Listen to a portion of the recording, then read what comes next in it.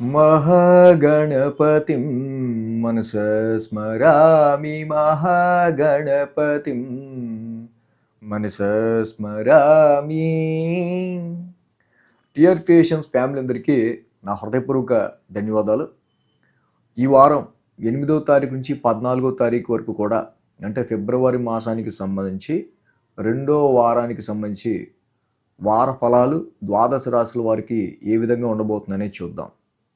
ఈ వారం మనం చూసినట్టయితే కనుక ఇక్కడ మేజర్ ట్రాన్సిటల్ చేంజెస్ మనం చూస్తే యాజ్ ఇట్ ఈస్గా పోయిన వారంలాగే గ్రహాల సంచారం అయితే ఉంది.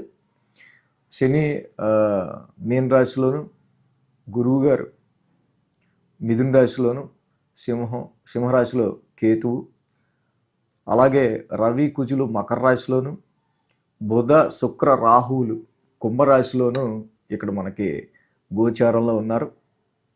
అలాగే చంద్రుని యొక్క గమనం కూడా మనం చూసినట్టయితే కనుక తుల, వృశ్చిక, ధనస్సు రాశుల మీదుగా కనిపిస్తూ ఉంది. ఈ విధమైన గ్రహస్థితి, చంద్రుని యొక్క గమనం ఆధారంగా ఈ వారానికి సంబంధించి వార ఫలాలు ఏ విధంగా ఉండబోతున్నాయి ఏంటి అనేది మనం ఇప్పుడు చూద్దాం. వృషభ రాశి వారికి సంబంధించి చూద్దాం. వృషభ రాశి వారికి సంబంధించి చూస్తే కనుక ఈ రాశికి ద్వితీయంలో గురుడు, దశమంలో బుధుడు, దశమంలో రాహు, లాభంలో శని, మొత్తంగా 4 గ్రహాల యొక్క అనుకూలత ఈ రాశి వాళ్ళకి మనకి ఇక్కడ కనిపిస్తూ ఉంది. అది మనం చూసినట్టయితే కనుక ద్వితీయంలో గురుడి యొక్క సంచారం ఆర్థికపరమైన విషయాల్లో వృషభ రాశి వారికి ఏ వెసులుబాటు లేకుండా ఖర్చులు అవుతూ ఉంటాయి. కానీ కొన్ని ఫ్యామిలీ ఇష్యూస్ రీత్యా, కొన్ని అలాగే ఫ్యామిలీలో వచ్చే కొన్ని చేంజెస్ కావచ్చు, హెల్త్ పరమైన విషయాల్లో కావచ్చు, సమ్ ఇంపాక్ట్స్ ఏవైనా సరే వాటి రీత్యా కొన్ని ఖర్చులు అయితే అవుతుండొచ్చు. కానీ బట్ గురు భగవానుడు మీ యొక్క సెకండ్ హౌస్లో తప్పకుండా ఆర్థికపరమైన వృద్ధినే ఇస్తారు. అలాగే బుధరాహుల యొక్క ఇది కూడా జరుగుతూ ఉంది దశమ స్థానంలో. It's very good house. 10th హౌస్లో, మంచి ప్రొఫెషనల్ హౌస్లో 10th హౌస్కి సంబంధించి బుధుడి యొక్క సంచారం కూడా ఏదైతే ఉందో, బుధుడు 10th హౌస్లో బాగా యోగిస్తాడు జనరల్గా. కాబట్టి ఈ రాశి వాళ్ళకి సంబంధించి, కానీ పిల్లలకి సంబంధించిన విషయాల్లో మాత్రం కొంత వాళ్ళని పట్టించుకునే టైం లేనట్టుగా ఉంటుంది. ఫైనాన్స్ పరంగా, ఆర్థిక పరంగా, వృత్తిపరంగా, ప్రొఫెషన్ పరంగా మాత్రమే మనకి ఫైనాన్స్ పరంగా కొంచెం, అంటే ప్రొఫెషన్ పరంగా మాత్రమే ఆర్థికంగా మనం బలపడతాం అనే ఒక డెఫినెట్గా అలాంటి ఒక ఆలోచన మాత్రం మీకు గట్టిగా ఉంటుంది. ఈ రాశి వాళ్ళకి మనం చూస్తే కనుక శని యొక్క సంచారం అద్భుతమైన ప్లానెట్. ఈ రాశి వృషభ రాశి వాళ్ళకి సంబంధించి నవమ దశమాధిపతిగా అద్భుతమైన ప్లానెట్.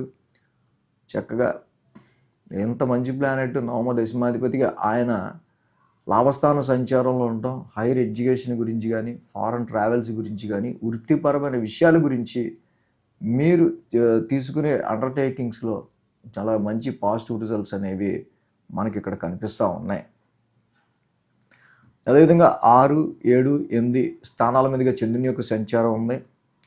కాబట్టి ఇక్కడ ఆది, సోమ, మంగళ, బుధ, గురు 4 రోజులు కూడా ఈ రాశి వాళ్ళకి అనుకూలంగా ఉంటుంది. ఎప్పుడైతే ఈ రాశి వాళ్ళకి సంబంధించి మనకి మెయిన్గా ఇక్కడ ఆది, సోమ, మంగళ, బుధ, గురు 5 రోజులు కూడా అనుకూలంగా ఉందో, చంద్రుని యొక్క సంచారం 6వ స్థానంలో యోగిస్తుంది. సీజనల్గా లేకపోతే కొంచెం సమ్ హెల్త్ డిసప్పాయింట్మెంట్స్ చిన్నవి ఏదైనా ఉంటాయి, సెటరేట్ అయ్యే ఆస్కారాలు ఉంటాయి. వృత్తిపరమైన విషయాల్లో చాలా టేక్ ఇట్ ఈజీగా, ప్లెజర్గా ఉంటారు. పెద్ద ఇబ్బంది పడుతూనో, కష్టపడుతూనో పనిచేయాలన్న ఒక యాటిట్యూడ్ని తగ్గించుకుంటారు. అలాగే మంగళ, బుధ, గురువారాల్లో 7వ స్థానంలో చంద్రుని యొక్క సంచారం.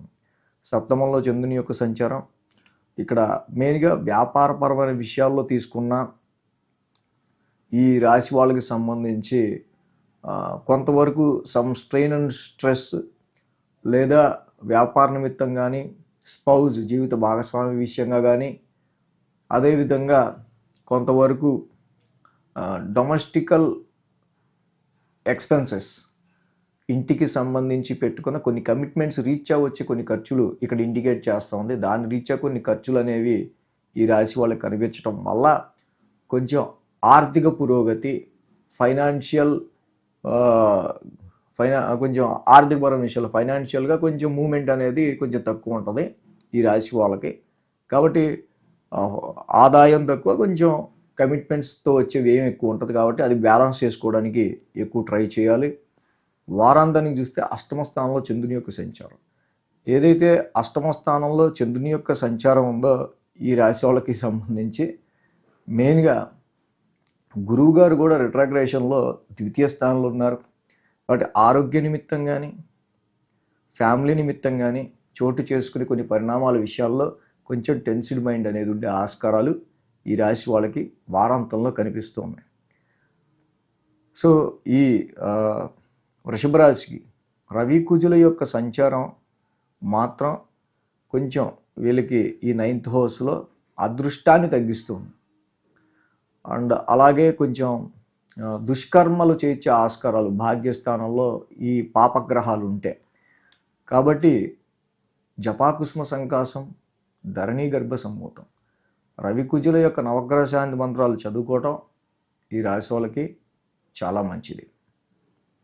అలాగే వారాంతానికి శుక్ర శనివారాల్లో చంద్రుడు అష్టమంలోకి వెళ్తున్నాడు కాబట్టి దధిశంక తుషారాభం చంద్ర నవగ్రహ శాంతి మంత్రం చదువుకోవటం కూడా ఈ రాశికి చాలా మంచిది.